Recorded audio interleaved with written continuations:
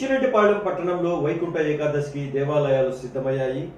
ఇందులో భాగంగా రామకృష్ణ నగర్లో వెలసి ఉన్న భూదేవి శ్రీదేవి సమేత శ్రీ కళ్యాణ వెంకటేశ్వర స్వామి దేవస్థానంలో రేపు ఉదయం 4:30 గంటల నుండి గోపూజ కార్యక్రమంతో వైకుంఠ ద్వార ప్రవేశం కలిగిస్తామని ఆలయ ప్రధాన అర్చకులు నరసింహాచారి తెలిపారు.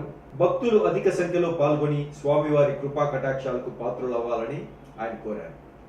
వైకుంఠ ఏకాదశి నాడు వైకుంఠ ద్వారాన స్వామివారిని దర్శించుకుంటే స్వామివారి అనుగ్రహం భక్తులపై ఉంటుందని, అంతేకాక వైకుంఠ ప్రాప్తిని స్వామివారు అనుగ్రహిస్తారని ఆయన తెలిపారు.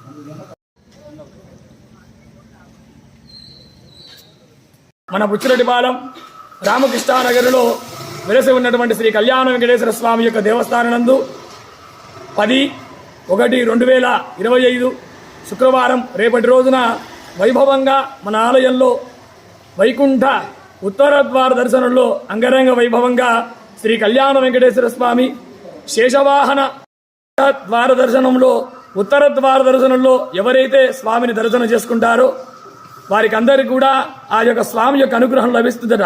3 కోటి దేవతలందరికీ కూడా ఈ యొక్క ఏకాదశి రోజున స్వామి కూడా ఈ యొక్క వైకుంఠ ఏకాదశి రోజున మేల్కొని మనందరూ కూడా స్వామి దర్శనమిస్తారట. అలా మనందరం కూడా చక్కగా ఈ యొక్క వైకుంఠ ఏకాదశి అలానే మన ఆలయంలో ఉదయం 5 గంటలకు ఉత్తర ద్వార దర్శనం అంగరంగ వైభవంగా ప్రారంభమవుతుంది. ముందుగా గోపూజ, అలానే తర్వాత ఉత్తర ద్వార దర్శనం కూడా ప్రారంభమవుతుంది. భక్తులందరూ కూడా పాల్గొని ఆ యొక్క కళ్యాణ వెంకటేశ్వర స్వామి యొక్క అనుగ్రహం పొందవలసినదిగా కోరుతున్నాము.